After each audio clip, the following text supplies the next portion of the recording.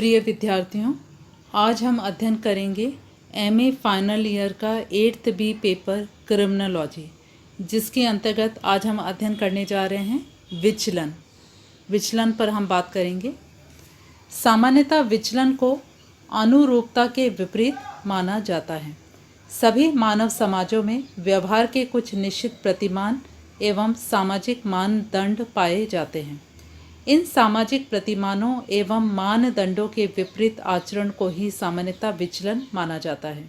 संयुक्त राज्य अमेरिका में विचलन का अध्ययन कुछ विशिष्ट समस्याओं जैसे अपराध, बाल अपराध, वेश्यावृत्ति, सफ़ेदपोश अपराध एवं नशावृत्ति आदि के संदर्भ में प्रारंभ हुआ और इन्हीं समस्याओं तक सीमित रहा।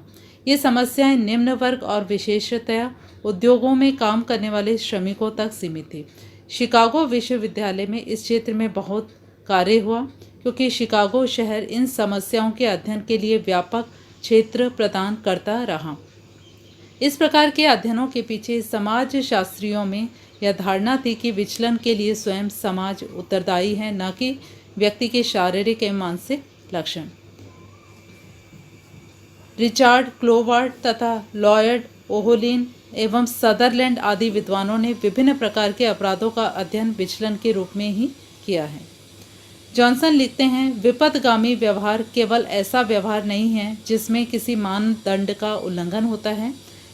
यह ऐसा व्यवहार है जो उस मानदंड का उल्लंघन करता है जिसकी ओर कर्ता उस समय अभिमुख हो या जानबूझकर किया गया उल्लंघन है। जॉनसन की इस परिभाषा में विचलन में 3 तत्वों पर जोर दिया गया है।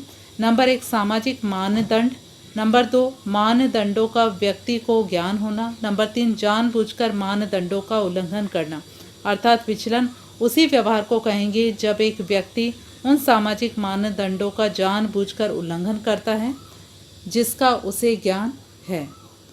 रॉबर्ट वेल ने विचलन को सांख्यिकीय आधार पर समझाते हुए लिखा है, समाज में औसत व्यवहार से बहुत अधिक भिन्नता प्रकट करना ही विचलन है। समाजशास्त्री सिमन्स लिखते हैं, अगर आप औसत के लगभग निकट हैं तो आप ठीक हैं, पर यदि आप औसत से बहुत दूर हैं तो आप निश्चय ही ठीक नहीं हैं। यही विचलन की स्थिति है। एलेक्स इंकल्स के अनुसार विचलन का तात्पर्य न तो सामान्य रूप से स्वीकृति मानक से हट जाने और न अल्पसंख्यक विचार रखने से है। यह तो सांख्यिकी विचलन है। सामाजिक विचलन तब पैदा होता है जब स्वीकृत मानदंडों से दूर हट जाते हैं, जिसे समाज गंभीर समझता है और इतना गंभीर कि उसे रोकने या नियंत्रित करने के लिए कुछ उपाय अपनाने पड़ते हैं। विचलन का अर्थ सामाजिक मानदंडों के प्रति प्रतिरूपता है। विचलन की परिभाषा एवं सीमा को बताते हुए कोहन लिखते हैं, विचलन से मेरा तात्पर्य अपराध व बाल अपराध से ही नहीं वरन उस प्रत्येक व्यवहार से है जो सामान्य रूप से स्वीकृत आचरण का उल्लंघन है। इसके अंतर्गत उद्वेगवश जीवन साथी की हत्या से लेकर किसी राजनेता की योजनाबद्ध हत्या तक आ जाती है। सरकारी कर्मचारियों के भ्रष्ट आचरण से लेकर परीक्षा में छात्रों द्वारा किए गए अपराध भी विपथगमन है। विपथगमन के भी कई प्रकार हैं, जैसे कि व्यापार के नियमों का उल्लंघन, आत्महत्या, टैक्स से बचना और बीमा की राशि गलत रूप से पा लेना आदि।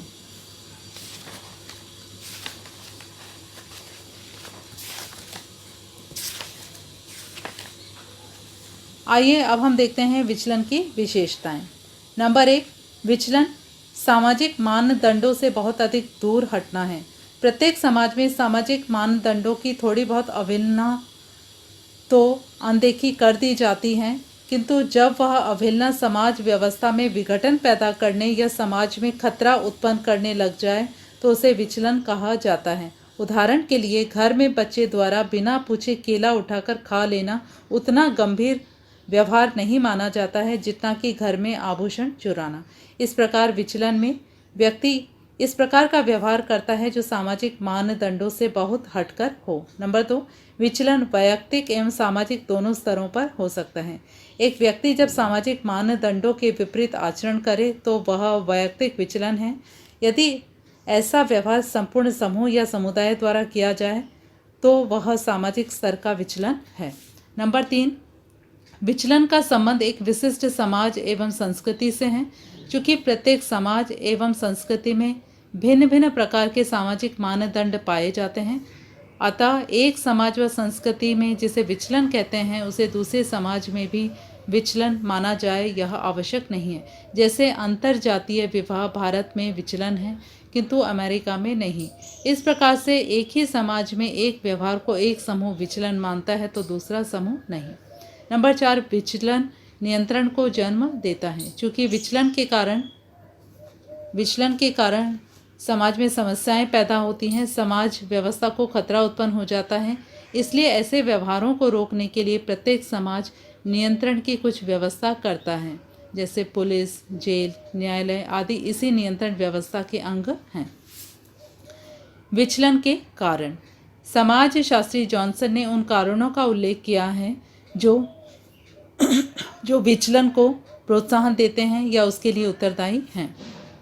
नंबर 1, दोषपूर्ण समाजीकरण। जब व्यक्ति को सामाजिक मूल्यों की दोषपूर्ण शिक्षा दी जाती है या उसका समुचित समाजीकरण नहीं किया जाता है तब वह विपथगामी व्यवहार करता है। अपूर्ण एवं दोषपूर्ण समाजीकरण विचलन के लिए उत्तरदायी है। नंबर 2, दुर्बल अनुशास्तियाँ। अनुशास्तियों से तात्पर्य उस अवस्था से है जिसमें व्यक्ति द्वारा अनुरूपता प्रकट करने या समाज स्वीकृत व्यवहार करने पर पुरस्कार एवं विचलित व्यवहार करने पर दंड दिया जाता है। जब व्यक्ति को उसके उचित व्यवहार का उपयुक्त पुरस्कार एवं अनुचित व्यवहार का दंड नहीं मिलता तो वह विचलन करने लगता है। तब उसमें यह धारणा पैदा होती है कि यहाँ तो सब ऐसे ही चलता है। नंबर 3, कानून को लागू करने में कमी। अनुचित व्यवहार करने पर समाज में दंड की व्यवस्था तो हो किंतु जब यह व्यवस्था निष्क्रिय या उदासीन हो अथवा उसे लागू करने वालों की संख्या कम हो तो विचलित व्यवहार बढ़ता है।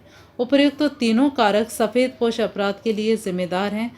जब अपराधियों को अपराध करने पर पकड़ा जाए या पकड़ने पर रिश्वत लेकर छोड़ दिया जाए तो इससे विचलन को बढ़ावा मिलता है।